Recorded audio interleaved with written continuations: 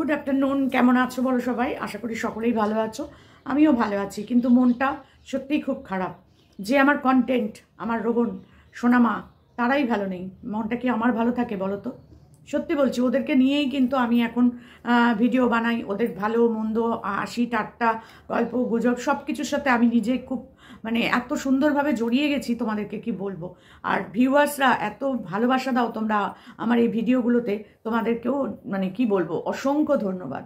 অসংখ্য। তোমরা যে তোমাদের মন্তব্যগুলো আমাকে দাও, মতামতগুলো দাও যে দিদি এটা এরকম, দিদি ওটা ঠিক, দিদি এটা ভুল, এই যে জিনিসগুলো দাও তার জন্য আমি তোমাদের কাছে কৃতজ্ঞ। তোমরা এরকমভাবেই আমার পাশে থেকো, রোহনের পাশে থেকো, লিসানের পাশে থেকো, সবাইকে ভালোবাসা দিও। তো যাই হোক, চলে এলাম। মনটা সত্যিই খুব খারাপ, সকাল থেকে ভিডিও করতে পারিনি। লিসানের ভিডিও না আসা অবধি কোনো আপডেট পাচ্ছিলাম না, ফোন করতেও পারিনি, কারণ আজকে আমিও ব্যস্ত। রোববার আমি ভীষণ ব্যস্ত থাকি, তো সেই কারণে ব্যস্ততার মধ্যেই এতক্ষণ ছিলাম। আবার 6টার সময় থেকে আবার ব্যস্ত হয়ে যাব সন্ধ্যেবেলা। তো সেই জন্য ভাবলাম এখন একটু তোমাদেরকে আপডেটটা দিয়ে নিই। তো সেই আপডেটটা কি, সত্যি খুব মন খারাপ করা আপডেট, খুব মন খারাপ করা আপডেট।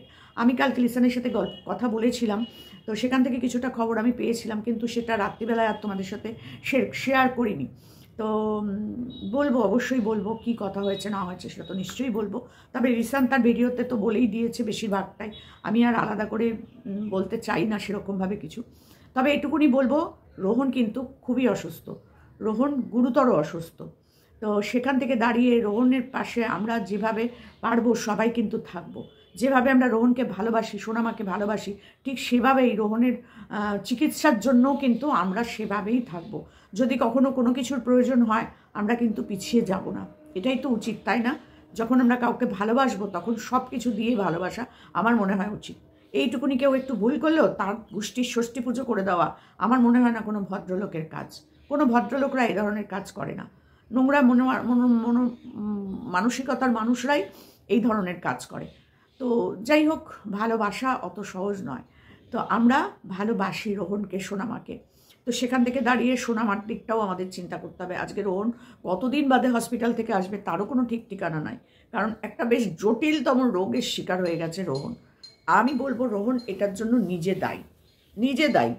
তুমি তো একটা ছেলে, তুমি তো নিজে জানো, তুমি তো তোমার ভালো মন্দটা বোঝার ক্ষমতা রাখো, তাহলে তুমি কেন এরকমভাবে নিজের ওপর অত্যাচার করছো? অন্য কোনো কারণ আছে কিনা আমি সেটা বলতে পারবো না। তবে এটুকুনি আমার মনে হয়েছে, রোহনকে দেখে, রোহনের কথাবার্তা শুনে, রোহনের সাথে অনেকক্ষণ সময় আমরা থেকেছি, তো আমার যেন কেন মনে হয়েছে রোহনের মনে খুব কষ্ট আছে। মনের কষ্ট থেকে রোহন নিজের ওপর নিজে কষ্ট দেয়, এটা আমার মনে হয়েছে। দেখো, আমার মনে হওয়াটা কিন্তু সবার মনে হওয়া এক নয়, বা রোহনের মনে হওয়াটাও যে মিলবে তা নয়। আমার মনের কথাটা আমি তোমাদের সাথে শেয়ার করছি, কারণ রোহনের সাথে যখন আমরা বকখালি গেছিলাম অনেকে মিলে, তো সেই সময় রোহন আমার সাথে একটা লাইভ করতে বসেছিল, আশা করি তোমাদের মনে আছে। রোহন সেখানে কিন্তু কান্নাকাটি করছিল, মনে আছে? কথা বলতে বলতে ওর চোখ দিয়ে কিন্তু জল বেরিয়ে আসছিল। ওর মনের মধ্যে একটা বিশাল দুঃখ কষ্ট আছে, সেটা কোন দিক থেকে কিভাবে সেটা আমি তোমাদের কাছে শেয়ার করব না। তবে আমরা তো মায়ের জাত, আমরা বুঝতে পারি কোথায় ছেলে মেয়েদের কষ্টটা হয়, কোন জায়গাটায় তার কষ্টটা। সেখান থেকে রোহন নিজের ওপর আমার মনে হয় অত্যাচারটা করে, আমার যত দূর মনে হয়। দেখো, রোগ কখন কার হবে, একটা বড় লোকেরও রোগ হয়, একটা প্রচুর খাওয়া দাওয়া করা মানুষেরও রোগ হয়, আবার না খেয়ে থাকা মানুষেরও রোগ হয়, আবার ড্রিঙ্ক করা মানুষেরও রোগ হয়, আবার ড্রিঙ্ক করে না এরকম মানুষেরও কিন্তু ক্যান্সার হয়। পান বিড়ি সিগারেট কোনোদিন কোনো কিছু খায় না এরকম মানুষের রোগেরও কিন্তু ক্যান্সার হয়। তো কার কোথা থেকে কোন রোগ হবে না হবে কেউ বলতে পারে না। তো রোহন নিজের ওপর নিজে কিন্তু ঠিক মতন খাওয়া দাওয়া করে না, ঠিক মতো বাড়িতে থাকে না। যখনই ওকে ফোন করা হয়, কেউ করে, তখনই ও বলে বাড়ি নেই বা আমি অন্য জায়গায় আছি। ভিডিওতেও দেখতে পাই 2 দিন 3 দিন সে থাকে না, শিলিগুড়ি চলে যাচ্ছে, এদিকে যাচ্ছে ওদিকে যাচ্ছে। কাজ করতে হলে যেতেই হবে, টাইমে খাওয়া হবে না, কিন্তু খেতে তো হবে না। যারা ব্যবসা করে বা যারা কাজ করে তারা তো খাওয়া দাওয়া করে, তারা তো সবাই অসুস্থ নয়। তাহলে রোহন কেন এরকমভাবে অসুস্থ হয়ে পড়ছে, যেখানে তার বাবা ডাক্তার? এটাও তো ভাবতে হবে, আমার বাবা ডাক্তার আর আমি এরকমভাবে অসুস্থ হয়ে পড়ছি। আসলে রোহন কোনো সময় তার কোনো কিছুই শেয়ার করে না, তার কষ্টটাও শেয়ার করে না, তার ভালো লাগাটাও শেয়ার করে না, তার দুঃখ কোনো কিছু। এই যে পেটের মধ্যে একটা যন্ত্রণা, কষ্ট, লিভারের প্রবলেম, কষ্ট কম নয় কিন্তু। আমারও লিভারের মধ্যে সিস্ট, অল টাইম আমার পেটে ব্যথা, অল টাইম। তো সেটা নিয়েও কিন্তু আমি হাসি মুখে তোমাদের সামনে এসে ভিডিও করছি, কাজকর্ম করছি, সব কিছু করছি, কিন্তু অল টাইম আমার পেটের মধ্যে ব্যথা। এই যে বসে কথা বলছি এখনও কিন্তু আমার পেটে ব্যথা। তো তার জন্য তো আমি আমার কাজকর্ম সব কিছু ছেড়ে দিয়ে উল্টো পাল্টাও করে ঘুরে বেড়াবো, এই করবো না, খাবো না, নিজের যত্ন নেব না, তা করলে হবে না। এর মধ্যেই আমাকে সব কিছু করতে হবে, তাই না? আমাকে খেতেও হবে, আমাকে কাজকর্মও করতে হবে, নিজের যত্নও নিতে হবে, সব কিছু করতে হবে। তো রোহন সেখানে দাঁড়িয়ে যে কি করছে কি না করছে আমরা কেউ কিছুই বুঝতে পারি না, তাই না? তো রোহনের মাও তার মধ্যে অসুস্থ, তাহলে রোহনকে দেখবেটা কে বলো তো? কে দেখবে? আমি তো খুব গভীর চিন্তায় আছি, খুবই চিন্তায় আছি ছেলেটাকে নিয়ে, সত্যি। আর রোহনের যদি শরীর বেশি খারাপ হয়, ওকে যদি বেশি দিন হসপিটালে থাকতে হয়, বা কলকাতা বা অন্য কোথাও রেফার করে দেয়, সোনামাটার কি অবস্থা হবে বলো তো? সোনামা কারোর কাছে ঠিক মতন থাকে না, তবু ভাগ্য ভালো, ভগবান আছে, দেখেছো তো, ভগবান ঠিক আছে। লিসানের পরিবারের মতন একটা পরিবার রোহন পেয়েছে। রোহনের মনটা ভালো, মন মানসিকতা ভালো বলেই হয়তো লিসানের মতন একটা পরিবার ওর পাশে এসে দাঁড়িয়েছে। এত তো বন্ধু আছে, জানি না তার বন্ধুরা তার পাশে এই মুহূর্তে আছে কিনা, কারণ তাদের কাছ থেকে কোনো ভিডিও মনে হয় আসেনি এখনো, বা তারা গেছে কিনা সেই খবরও আমরা কিন্তু পাইনি। তো যাই হোক, বেশ কিছুদিন ধরেই রোহনকে দেখে কিন্তু মনে হচ্ছিল রোহনের শরীরটা খুবই খারাপ। রোহনের মুখ চোখগুলো বসে গেছিল, রোহনের চেহারা খারাপ হয়ে যাচ্ছিল। রোহন কখনো বলছে আমি মোটা হয়ে যাচ্ছি, কখনো বলছে রোগা হয়ে যাচ্ছি। মানে মুখ চোখে যেটা এই বয়সে ছেলেদের যে একটা গ্ল্যামার থাকবে, একটা স্পোর্টিংলি, মানে একটা স্পোর্টিংনেস থাকবে, মানে একটা কী বলবো, একটা খেলাধুলা করা বা একটা ভালো কাজ করা, তাদের মুখের মধ্যেই ফুটে ওঠে চেহারাটায় যে আমি খুব ভালো আছি, শান্তিতে আছি, মনে কোনো কষ্ট দুঃখ নেই। দেখো, দুঃখ কষ্ট সবারই থাকবে, কিন্তু সেটার ছাপ যেন মুখে না পড়ে। দুঃখ কষ্ট কি আমার নেই? প্রচুর আছে, প্রচুর। কিন্তু সেই ছাপটাকে মুখের মধ্যে যদি আমি নিয়ে এসে বসে থাকি, তো দুঃখ আমাকে আরও বেশি করে পেয়ে ধরে বসবে, তাই না? বয়স বাড়ে মানুষের, এবং সেই বয়সটাকে নিয়ে যদি আমি চিন্তা করতে থাকি, তাহলে বয়স আরও বেশি করে আমার শরীরের মধ্যে বাসা বেঁধে পড়বে। বয়স্কজনিত রোগ, তা নানান রকম কিছু নিয়ে আমি ওই ঘরের মধ্যেই বসে থাকবো। আর রোহন একটা বাচ্চা ছেলে, তার সাথে তার মাথার ওপরে সোনামা, যার দায়িত্বটা তার একারই, সব থেকে একার ওর। তো সেখানে দাঁড়িয়ে ওকে তো সুস্থ থাকতেই হবে।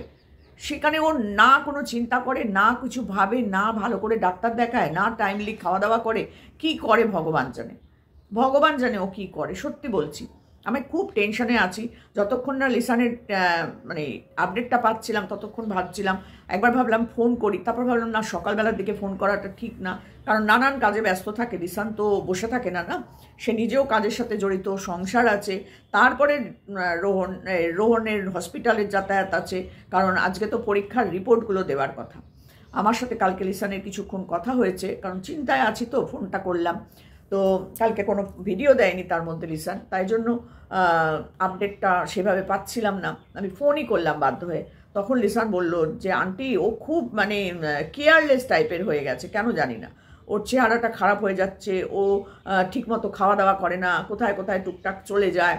তারপরে হচ্ছে বাচ্চাটা আছে, বাচ্চাটার জন্য তো একটা চিন্তা আছেই, তাই না? মেয়ে সন্তান, তো তার জন্য তো একটা চিন্তা আছেই। তারপর যাই হোক, নানান রকম কিছু নিয়ে ছেলেটা খুব মানে কি বলবো, ফ্রাস্ট্রেটেড টাইপের হয়ে গেছে মনে হয়। মানসিক কোনো কষ্ট আমার মনে হচ্ছে ওর শরীরের মধ্যে বাসা বেঁধেছে, মাথার মধ্যে, আর তার প্রভাবটাই কিন্তু শরীরের মধ্যে পড়ছে। লিভারের কোনো কিছু হওয়া মানে খাওয়া দাওয়া সব কিছু কিন্তু গন্ডগোল হয়ে গেল। আমার যখন লিভারের সিস্ট ধরা পড়লো, আমার অনেক দিন থেকেই এই পেটে ব্যথা, পেটে ব্যথা, পেটে ব্যথা, গ্যাসের প্রবলেম, পটির প্রবলেম, নানান রকম প্রবলেম।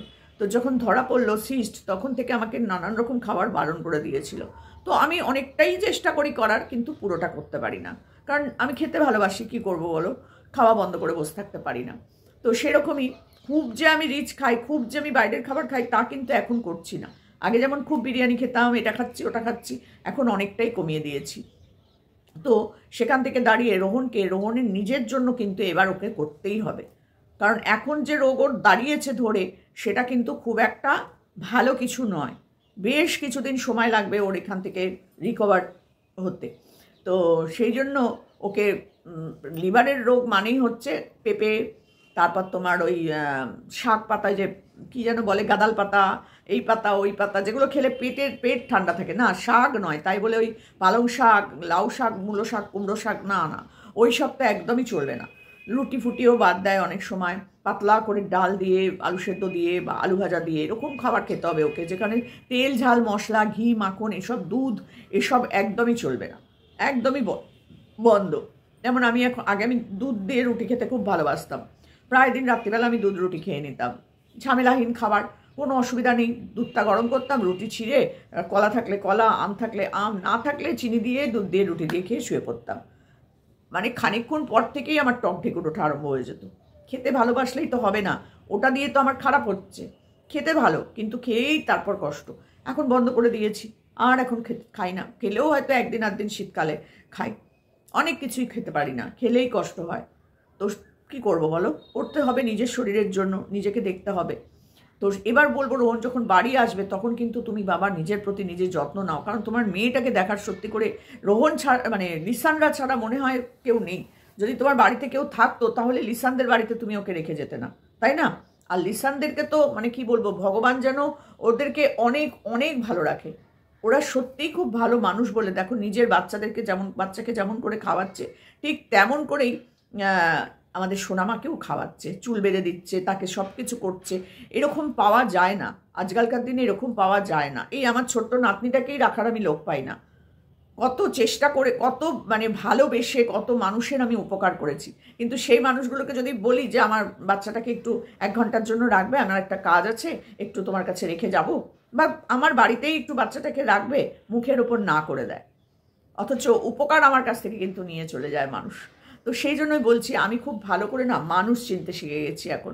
আগে মানুষ চিনতাম না, এখনও চিনতে পারি না, কিন্তু এই সব দেখতে দেখতে আস্তে আস্তে মানুষের প্রতি বিতৃষ্ণা এসে গেছে আমার, যে ভালোবাসবো না, আর কাউকেই ভালোবাসবো না এরকম করে। মানে উপকার করার জন্য যারা আমার, মানে উপকার চাইতে যারা আমার কাছে আসবে, আমি তাদেরকে আর কোনো উপকার করব না, কোনো উপকার করব না।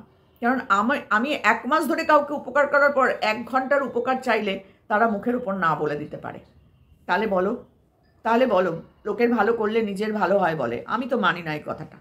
তো তোমরা লোকের ভালো করো, কিন্তু এই যে রোহন এত মানুষের ভালো করলো, এত মানুষকে খাবার দিল, জামা কাপড় দিল, টালির বাড়ি থেকে, টালির বাড়ি ভেঙে পড়া বাড়িতে টালি লাগিয়ে দিল, কত কিছু করলো। দেখো আজকে ওর কি পরিস্থিতিটা। আমি চাই মানুষকে ভালো করার সাথে সাথে যেন আমারও ভালো হোক, না হলে পরে না, গিভ অ্যান্ড টেক কথা বলছি না, আমারও ভালো থাকুক, আমি ভালো থাকবো, তবেই তো আমি লোকের জন্য করব, তাই না? আমিই ভালো নেই, তাহলে আমি লোকের জন্য করব কি? তো সেই জন্য আগে আমাকে দেখতে হবে, আগে নিজেকে ভালো রাখতে হবে, তারপরে আমি 10 জনকে ভালো রাখবো, তাই না? এরপর আমাকে কে ভালো রাখলো না রাখলো এটা আমার দেখার দরকার নেই, কে আমার পাশে থাকলো না থাকলো আমার দেখার দরকার নেই। আমারই তো হাত পা মাথা মুখ সবই আছে, তো আমি নিজেকে নিজে ভালো রাখবো, এটা হচ্ছে আমার কথা। আমি রোহনকেও সেটা বলবো যে তোমার যদি পাশে কেউ না থাকে, তুমি নিজেকে নিজে ভালো রাখো। তোমার ইউটিউব থেকে যথেষ্ট ভালো ভিডিও ভিউজ হয়, সেই ভিউজটার পরিমাণ টাকা তুমি নিশ্চয়ই পাও, সেখান থেকে তুমি তোমার ভালো করে খাওয়া দাওয়া, বাচ্চাটাকে মানুষ করা, সবই করো, তাহলেই তো হয়ে যায়। ব্যাস, চিন্তা ভাবনা এত কিছু করবে না। আমি জানি তোমার প্রচুর চিন্তা, অনেক কিছু আমি জানি, কিন্তু সেগুলো কখনোই এখানে সোশ্যাল মিডিয়ায় আমি শেয়ার করব না। শুধু এইটুকুনি বলবো, বাচ্চাটার জন্য তোমাকে খুব তাড়াতাড়ি ভালো হয়ে আসতে হবে বাবা, খুব তাড়াতাড়ি। ডাক্তারের সাথে সাথে তোমাকেও লড়তে হবে শরীরটাকে ভালো করে তোলার জন্য। সত্যি বলছি, বাচ্চাটাকে ভালো করে মানুষ করতে হবে। একটা মেয়ে মানুষ, তার ভবিষ্যৎটাই তোমার হাতের ওপরে, তাই না? তো তোমাকে খুব তাড়াতাড়ি ফিরে আসতে হবে, ডাক্তারের কথা মতন তোমাকে চলতে হবে, খাওয়া দাওয়া, রেস্ট নেওয়া, এগুলো তোমায় করতেই হবে। আমি যতটা সম্ভব চেষ্টা করব তোমার কাছে একবার হলেও যাওয়ার, নিশ্চয়ই যাব। যাকে ভালোবাসি তার বিপদের দিনে যদি না যাই, তাহলে কি আমি তার পরিবারের একজন হতে পারলাম বলো? বিপদে যদি মানুষের পাশে না থাকতে পারো, তাহলে তুমি কখনোই মানুষ নয়। বিপদেই বন্ধু চেনা যায়। লিসানের মতো বন্ধু তুমি সত্যি কপাল করেছো বলেই তুমি লিসানের মতো একটা পরিবার পেয়েছো, যেভাবে বাচ্চাটাকে আগলে রেখেছে। আর খুবই দুরন্ত সোনামা, খুব দুরন্ত বাচ্চা। খেতে বসেও তোমরা দেখতে পাচ্ছ, একবার ওদিকে যাচ্ছে একবার এদিকে যাচ্ছে, উল্টে পাল্টে কী না করছে, একবার হাত দিয়ে তুলে খেয়ে নিচ্ছে, সব কিছুই করছে। তাও তো তারা ধৈর্য করে মানে শান্তি করে বাচ্চাটাকে দেখছে। কেউ করে না আজকালকার দিনে, নিজের রক্তের সম্পর্কটাও করে না। আমি তো মানে কালকেই আমি আমার বাচ্চাটাকে বলেছিলাম আজকে একটু বাচ্চাটাকে একটু 1 ঘন্টা 2 ঘন্টার জন্য দেখতে, মুখের ওপর না করে দিয়েছে। ভালো লাগে তাদের সাথে আর কথা বলতে? ভালো লাগে না। তো সেই জন্যই বলছি যে মানুষের উপকার করে যাও, ফলের আশা করো না। এইটা আমরা শুনে এসেছি, কিন্তু কখনো কখনো তো মনে হয় এত সুন্দর করে গাছটা লাগালাম, এত জল দিলাম, সার দিলাম, একটা তো গাছে ফল ফলুক যেটা আমি খাবো, ঠাকুরকে দেব, সেই ফলটা আমি খাবো, আমার বাড়ির লোক খাবে, মনে কিন্তু হয়। তো সেই জন্য বলছি যে মানুষের উপকার করে রিটার্নের চিন্তা না করে থাকা বোকাম। তো আমি আমার মতামতটা তোমাদের সাথে শেয়ার করলাম। সত্যি মনটা খারাপ, কি বলছি না বলছি আমি সঠিকভাবেও জানি না। মনটা যা মানে খারাপ, সেই মনটার ভেতরে যা যা চলছে আমি সেটা তোমাদের সাথে শেয়ার করে দিলাম। আর সবাই মিলে একটু প্রার্থনা করো রোহন যেন খুব তাড়াতাড়ি সুস্থ হয়ে যায়। ওর যা রোগ হয়েছে সেই রোগ থেকে যেন ঠাকুর খুব তাড়াতাড়ি ওকে সুস্থর দিকে এগিয়ে নিয়ে যায়। কারণ সোনামা রয়েছে, সোনামা খুব কান্নাকাটি করে। আর লিসানের পরিবারের কাছেও ভগবানের কাছে প্রার্থনা করি অনেক অনেক ভালো থাকো তোমরা। ভগবান যেন তোমাদের 2 হাত তুলে আশীর্বাদ করেন। রোহন সুস্থ হয়ে বাড়ি আসো বাবা, নিশ্চয়ই দেখা হবে তোমার সাথে। তোমার অসুস্থতার সময় আমি তোমার পাশে না যেতে পারলে আমি একদমই শান্তি পাচ্ছি না। অবশ্যই তোমার পাশে যাব, তুমি সেরে ওঠো, খুব তাড়াতাড়ি সেরে ওঠো। আর কি বলবো বলো। তবে হ্যাঁ, এবার থেকে তোমায় প্রতিজ্ঞা করতে হবে কোনো কিছু নিয়ে তুমি মন খারাপ করবে না, কোনো কিছু নিয়ে নিজের অযত্ন করবে না। আমি জানি তোমার শরীর খারাপের মূল কারণটা কি, তো সেটা আমি এই সোশ্যাল মিডিয়ায় বলবও না। এত চাপা স্বভাবের তুমি, এটার জন্যই তোমার কিন্তু আজকে এত দূর বাড়াবাড়ি হয়েছে। যবে থেকে তোমার এই রোগটা ধরা পড়েছে তবে থেকে যদি তুমি ঠিক মতন চিকিৎসা করাতে, কোথায় কার কে অসুস্থ তার জন্য তুমি কোথায় কোথায় দৌড়ে গেছো। এই এমজি ভাইয়ের জন্য তোমাকে দেখেছি কিভাবে তুমি সেই মানুষটার পাশে গিয়ে দাঁড়িয়েছিলে। জানি না আজকে তোমার পাশে কতজন তোমার বন্ধুরা আছে, তাদের ভিডিও এখনো পর্যন্ত আসেনি, হয়তো তারা জানেই না। এরকমও হতে পারে না, লিসানের ভিডিও আমার ভিডিও তো তারা দেখে, তো সেখান থেকে তাদের চোখে কানে নাকে নিশ্চয়ই গেছে। আর তাদের কাছেই তো তুমি হসপিটালে ভর্তি আছো। তো আমি চাইবো সমস্ত বন্ধুরা, শাহরুখ, লিসান, তামিম, তুষার, শাহরুখ, যারা যারা যেখানে আছো সবাই রোহনের পাশে এই সময় থেকো। বন্ধুদের দেখলেও না মন মানসিকতা মানে মনটা ভালো থাকে, বেঁচে থাকার একটা জোর পাওয়া যায় যে আমার পাশে এত জন আছে, আমি ভালো হয়ে যাবই। তো সোনামার জন্য তোমাকে ভালো হতেই হবে। চলো এটুকুনি বললাম, টাটা।